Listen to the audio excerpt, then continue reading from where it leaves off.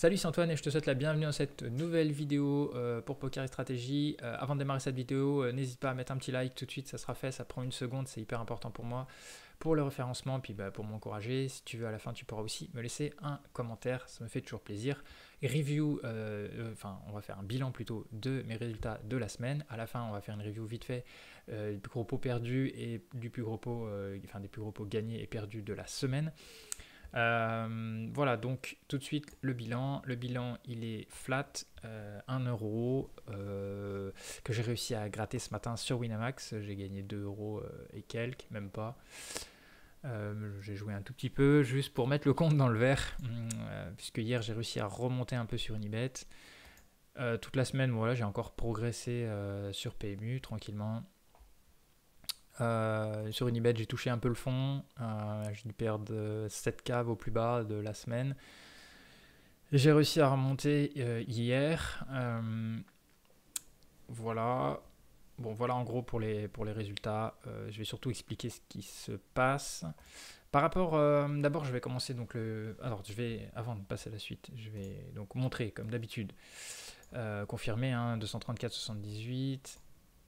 Ok, sur Unibet, on a bien 150,49. Donc on voit, j'ai débloqué encore 10 euros de bonus en plus. Donc en théorie, on va dire, je perds déjà 10 euros ici. Et donc qu'est-ce qu'il me reste? PMU, voilà, 387,58. Sachant que dans les 357,58, 387,58, il y a 2,50 € de rakeback. Et on va dire 2 euros grattés dans les. Il y avait des free rolls cette semaine tous les soirs pour gagner des gros tickets de main event à 600 euros. Puis il y avait un peu d'argent distribué. Donc j'ai fait des min cash, 2 min cash qui font 2 euros. Donc il y a 4,50 € aussi de ça. Donc ça fait 14,50 € on va dire, qui ne sont pas du cash game. Donc il y a 12,50 € à peu près 12-13 euros de perte en réalité en cash game pur. Bon, par rapport à la semaine dernière, l'auto-coaching que j'avais fait sur le tilt d'erreur, globalement ça s'est plutôt bien passé cette semaine.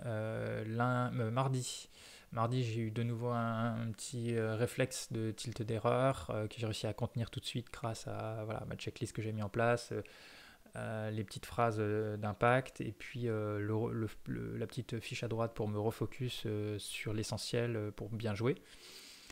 Donc ça a plutôt fonctionné en prenant une grande respiration, en me détendant et en me remémorant tout de suite le travail que j'ai fait dimanche et que il faut tout de suite se forcer à utiliser la nouvelle habitude. Donc je l'ai fait. Tout au long de la semaine, j'ai fait des erreurs régulièrement, ça m'a pas vraiment impacté, j'ai réussi à rester focus et à accepter. Et après, hier, j'ai refait une erreur vraiment très grossière qui me coûte une cave d'ailleurs, vers 21h45, c'était pas longtemps avant la pause du tournoi. Et j'ai fait une session qui a duré 4 heures, donc j'ai joué jusqu'à minuit et demi, je crois. Et donc, j'ai réussi à me refocus encore une fois très rapidement.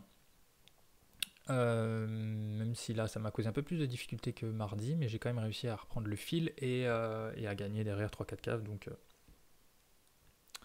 même 4 caves d'ailleurs. Donc du coup, ça s'est bien passé. Donc voilà, c'est vraiment hier que j'ai réussi à remonter une Unibet et ce matin un petit peu sur Winamax pour finir dans le vert. Donc par rapport à l'auto-coaching la semaine dernière, il suffit juste maintenant d'être vigilant à ça et qu'à chaque fois que ça m'arrive, de me forcer à rester calme, à reprendre mon calme et à rester focus et à continuer mon travail et après d'analyser mes erreurs post-session pour progresser. Donc c'est ce que j'ai fait, puisque pourquoi je gagne pas d'argent cette semaine, c'est pas que... Bon alors, oui, il y a des sessions où c'est un peu plus compliqué que d'autres, il y a un peu de variance, des mauvais run-out et tout, ça c'est ok. Je peux pas dire que j'ai pris bad beat sur bad beat toute la semaine, je m'en suis mis tout seul. Et ce que j'observe après réflexion hier soir, en me couchant et ce matin, c'est qu'en gros, c'est... Alors peut-être que le leak est partout, tout le temps, mais en tout cas, il se manifeste clairement, enfin, il me coûte beaucoup d'argent dans des pots bien précis, qui sont que c'est quand j'ai des premiums, en fait. Je je pense que pré-flop, je pars dans un mindset où je pense que je vais gagner un gros pot et que j'ai enfin la main pour pouvoir déstacker un récréatif ou quoi. Et en fait, du coup, dans ces coups-là, c'est que post-flop, je joue ma main, le board, et je ne joue plus, enfin, je ne réfléchis plus aux actions de mon adversaire et à sa range probable. Et voilà, donc soit je vais faire des très mauvais calls, je vais pas folder, soit moi-même je vais carrément sur-relancer ou être over-aggro, alors qu'il faudrait peut-être checker une street, enfin ça dépend de comment ça se déroule, mais globalement voilà, l'erreur vient toujours de moi parce que je ne réfléchis pas, je ne suis plus dans un thinking process de comprendre ce que fait mon adversaire. Je suis focus sur ma main, le board, et voilà, j'ai réfléchi au sizing que je peux faire pour déstacker mon adversaire ou prendre le maximum. Et finalement, je me retrouve à moi perdre un maximum. Et ça m'arrive, voilà, une fois, 2 fois par jour. Alors que c'est pas tant que ça par rapport au nombre de mains que je joue à la journée, mais en fait, ça me coûte les gains. Je pense que sur la semaine ici, on parle de 50 € peut-être. Voilà, donc c'est beaucoup, parce que du coup, je gagne pas d'argent cette semaine et j'aurais pu gagner 40 € de plus, 50 € de plus.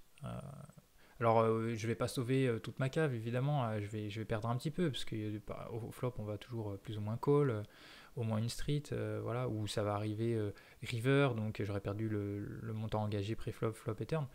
Donc voilà, je dis pas que je vais sauvegarder les 50 € sur mes grosses erreurs, mais tout du moins 30, 40 € largement, je pense. Voilà, donc en tout cas, j'aurais pu avoir peut-être un 30 € comme la semaine dernière de positif. Sachant que la semaine dernière, j'avais déjà ces erreurs-là. C'était déjà le même type d'erreur qui me faisait d'ailleurs, qui m'énervait.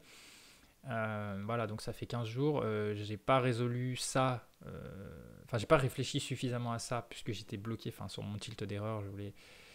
Voilà, mais il fallait aussi résoudre les erreurs en elles-mêmes qui viennent du fait que, voilà, dans ces certains types de mains-là, je réfléchis plus assez suffisamment à ce que fait mon adversaire et à ce qu'il peut avoir. Donc, je vais refaire une checklist parce que celle que j'ai à droite me permet de me refocus sur les points que je veux vigiler. Mais quand je suis dans un coup particulier, déjà maintenant ça va faire un peu plus tilt parce que comme j'ai repéré là où ça s'exprime le plus, je vais pouvoir, je vais avoir une espèce d'ancrage où je vais m'en rappeler en fait que c'est dans ces pots-là, tiens, là je suis dans la situation où il faut que je fasse super gaffe parce que c'est là où j'ai tendance à faire des grosses erreurs. Et de me reposer sur une petite fiche que je vais faire aussi avec les questions dans l'ordre que je dois me poser pour pas faire d'erreur. Dire voilà, quel range a mon adversaire par rapport à ses actions pré-flop, flop, turn, quels ont été ses sizing, ça va confirmer par rapport à sa range. Quelle est la force de ma main par rapport à sa range et éventuellement dans certains cas quand on est contre un reg, voilà, quelle est globalement ma range à moi, voilà. Mais de toute façon d'essayer d'arrêter de faire folder, de vouloir faire folder des ranges fortes, c'est pas le cas. Donc mais vraiment déjà si dans ces pots là je m'obligeais ou je me trouvais un moyen de me rappeler que attention là il faut que je réfléchisse plus que d'habitude, notamment à voilà, qu'est-ce qu'a mon adversaire, qu'est-ce qu'il peut avoir potentiellement dans sa range par rapport à ses actions et du coup trouver par rapport à ça la meilleure line pour moi. Et une fois si je dois relancer ou bet ou tout simplement miser, voilà, après la question de quel est le meilleur sizing. Ok, ça je le fais plus, je m'occupe directement, voilà, j'ai décidé de raise ou bet et je réfléchis au sizing directement. Donc voilà, je zappe la première partie qui est de qu'est-ce qu'a mon adversaire pour faire ce qu'il fait.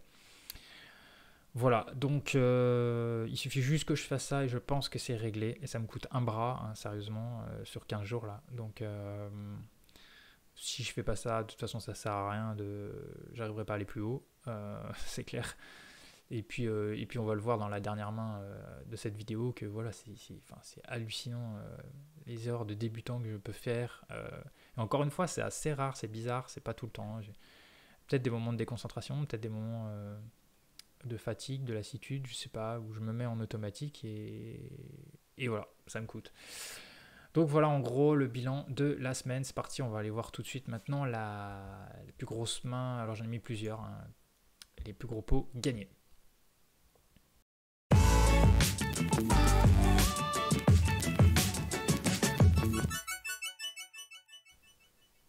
Allez, c'est parti pour les plus gros pots gagnés de la semaine. Il y en a 4 parce qu'il n'y a pas une qui est plus intéressante que les autres.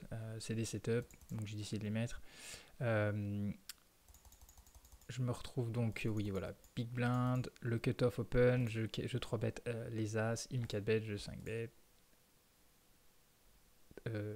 Et donc, enfin bref, tout part à tapis. J'ai bugué sur 3 bet, 4 bet, enfin bref.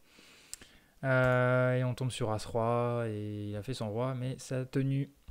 Donc ça c'était la première. Ensuite il y a les dames. J'isaurais un limper à 6 blindes. Il colle 90 sur 7-4-2. Il colle. On fait brelan turn. Donc on envoie un gros parpaing. De sorte que, encore que, ouais, j'ai pas voulu mettre. J'aurais pu m'approcher plus des 3 euros, genre de 98. Bref, c'est petit détail. Mais c'est que ça me fait encore un petit peu moins. Et lui aussi, enfin, et le pot un peu plus gros pour. Par exemple, là, le pot il aurait fait un peu plus de 9 euros. Et 6 dans 9, ça aurait fait un peu moins peur. Les flush draws ne rentrent pas. Il y a une guerre, une main qui rentre, c'est 3 et 5. Mais bon, quand même, 3 et 5 sur 6 bébés pré-flop, je pense qu'il l'a pas. Il y avait beaucoup de flush draws. Je pense pas qu'il y a brelan en face parce que il nous aurait raise. Donc, il y a beaucoup de 7 dans sa main. Des 7, des paires de 8, paires de 9. Après, au-dessus de paire de 10, je pense qu'il relance préflop et encore qu'il peut faire que de 8. Donc voilà, je pense à peu près tout. Donc des 7, genre 7 et 6, pourquoi pas. 7 et 8. As-7, roi 7, des trucs comme ça. Bon, il colle. Il colle 7 et 6 parce que je pense que les autres 7, il les colle pas. Par contre, peut-être paire de 8, paire de 9, il aurait quand même call. Donc voilà, bon. Coin station. Roi dame, je décide de just call les 3,5 big blind.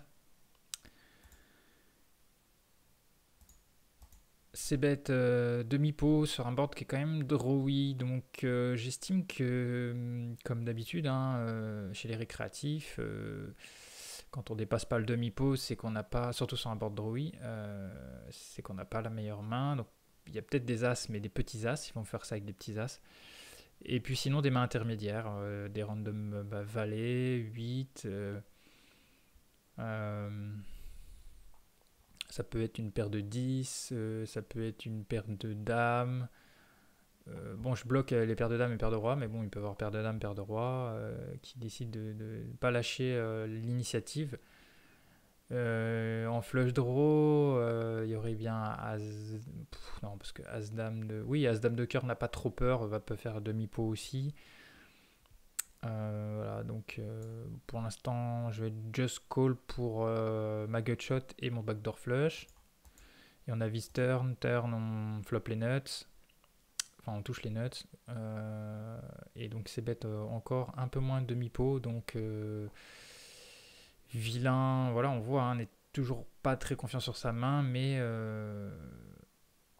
veut continuer de miser. Donc, on va call de toute façon. Parce que bon, on bloque le flush draw. Et on veut le laisser continuer de miser avec la moins bonne main. Et donc là, on est sûr d'avoir les nuts maintenant. Et il a continué de ses bêtes un petit peu moins du demi-pot. Je mets tout, ça fait un poil cher en overbet, mais ça peut passer pour un bluff d'un flush draw raté. Et ça fait un léger overbet quand même. Mais donc du coup, bon, je tente le tout pour le tout. Et je me fais payer par paire de 10 qui était une paire moyenne, une main moyenne, très moyenne au flop, qui s'est améliorée turn, mais qui ne pouvait pas me bet plus cher parce qu'effectivement, c'était pas encore la meilleure main. Et puis qui arrive, enfin voilà, donc j'ai pris la note pour les 3 barrels demi-pot, légèrement moins du demi-pot avec une main dominée. Ensuite, pour la dernière main, on se retrouve avec roi valet au bouton, on va ISO raise.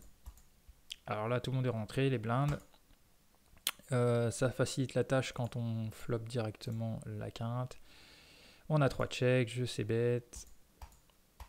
Là, je fais payer des flush draws, des as, des rois, des valets qui ne font pas quinte.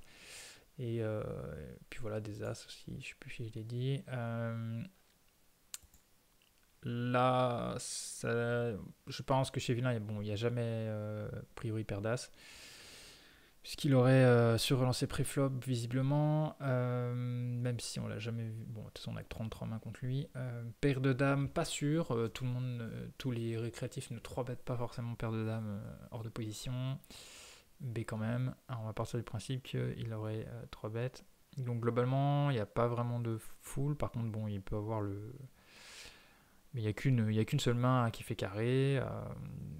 Par contre, il y a beaucoup de das qui sont pas top et de flush draw et peut-être des straight avec get shot.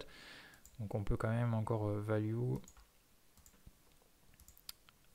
Il nous colle. Je pense que là, s'il avait les nuts, je pense pas qu'il va s'amuser à checker carré, par exemple ici, qui est un peu la seule main qui vraiment nous bat. Je pense que full aux dames, il l'a pas souvent, vraiment moins souvent. Encore moins souvent que la dernière paire de 10 qui reste. Oui, je pense que dans ces deux cas, de toute façon, il va donc bet all-in, vu que ça fait même pas un overbet. Donc je pense que voilà, on a tout le temps la meilleure main. On décide de bet et il nous colle avec un 10. Qui avait gutshot également. Voilà pour les gros pots gagnés cette semaine. Il n'y avait pas vraiment de choses intéressantes. On va passer sur le plus gros pot perdu sur PMU et donc une grosse erreur de ma part.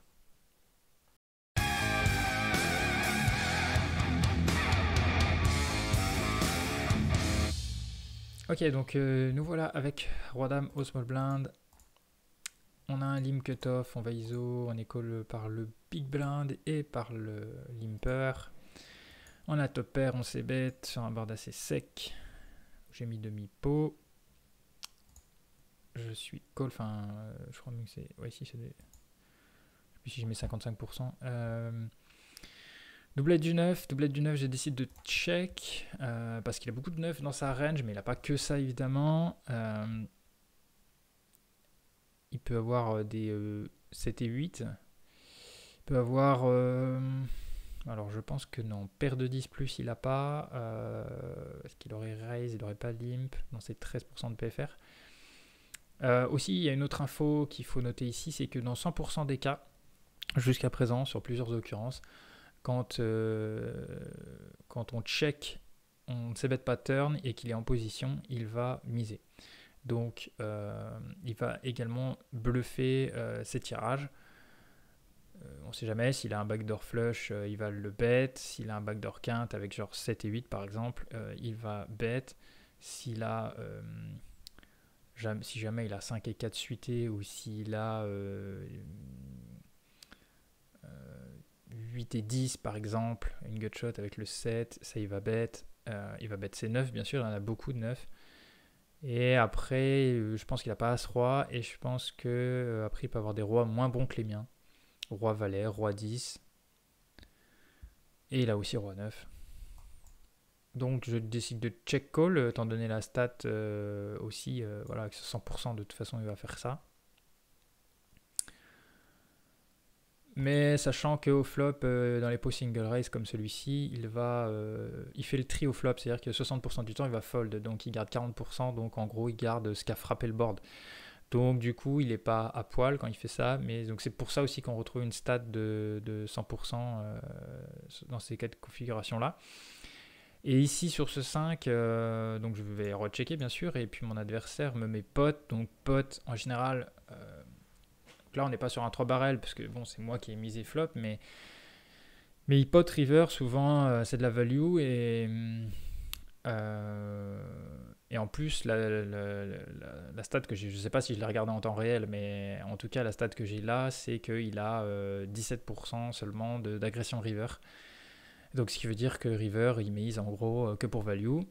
Et donc il mise cher, et donc d'ailleurs il va falloir que je prenne la note de cette line, et puis de toute façon ici je suis battu par tous les 9. Il peut même avoir full avec Breland 6. Donc voilà. Donc là c'est un fold en fait, là c'est un check fold, mais sauf que je ne sais pas pour quelle raison. voilà les grosses erreurs que je commets. Alors il n'y en a pas beaucoup dans la semaine. D'ailleurs sur PMU, je crois bien que c'est la seule cette semaine. Mais par contre sur Unibet j'en ai fait plusieurs. Voilà, donc là je ne saurais même pas expliquer. Je pense que clairement, déjà je regarde pas les stats. Parce que bon, j'ai que 119 mains, mais les stats qui sont intéressantes là, elles sont très claires. Il bet très rarement river, donc il le fait en value. On sait que quand ça pote river, c'est rarement des bluffs chez les récréatifs. Qui plus est, qui sont un petit peu... qui ont des profils où enfin, voilà, il va beaucoup limper pré-flop, il va rarement raise, il open que les meilleures mains pré-flop. Voilà, donc c'est pas quelqu'un qui met l'argent comme ça au milieu facilement, on va dire. Il est loose, mais pas forcément aggro. Et donc voilà, ça représente vraiment de la force ici. Et je suis très loin d'avoir la meilleure main ici. Et voilà, on n'est pas sur quelqu'un qui bête tout river. Non, c'est vraiment l'inverse. Donc ok, je pense que c'était une bonne idée au turn, check call. Mais par contre river, il faut check fold. Voilà, et donc il avait 7 et 8, donc ce qui prouve bien les deux stats, à la fois le bet value river et le bet semi-bluff turn. Donc voilà, il faut être discipliné et folder. Et là, voilà, mais c'est vraiment un exemple de ce que je disais au début de cette vidéo. Je pense qu'ici, je ne me pose pas de questions sur mais qu'est-ce qu'a mon adversaire quand il fait ça.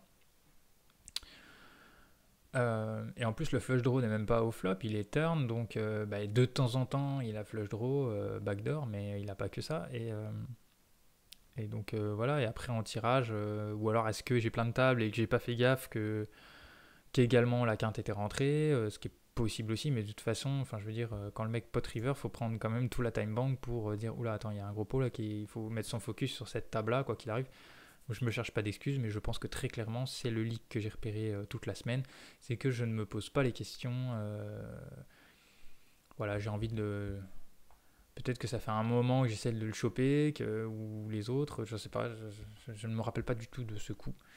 Mais en tout cas, ce qui est certain, c'est que de 1, je vais pas voir les stats, et de 2, donc je ne réfléchis pas, je ne me pose pas la question de ce qu'a mon adversaire, je louche sur ma paire de rois. Et puis je me certainement dû me dire qu'il y avait des rois moins bons, ce qui est vrai, mais bon voilà, il n'y a pas que ça. Et puis roi moins bon, ici, va peut-être pas bet pot, mais il va peut-être bet demi-pot. Hein, donc voilà. Voilà les grosses erreurs qu'il faut absolument que je corrige très rapidement. Je pense que c'est pas très difficile, je pense que là il suffit juste de réfléchir un tout petit peu, c'est pas compliqué. Mais on voit que il y a du boulot quand même. Donc voilà, c'est triste, mais je comprends pas comment j'en arrive à jouer comme ça cette semaine, mais... Voilà, il va falloir que je travaille ça, à bien faire attention à ce que font les adversaires. Avant de partir de cette vidéo, un petit like comme d'habitude, ça te prend une seconde et c'est important pour moi. Si tu veux, tu peux laisser également un commentaire, je t'encourage à le faire. Et je te donne très vite rendez-vous dans une prochaine vidéo. C'était Antoine pour Poker et Stratégie. Salut!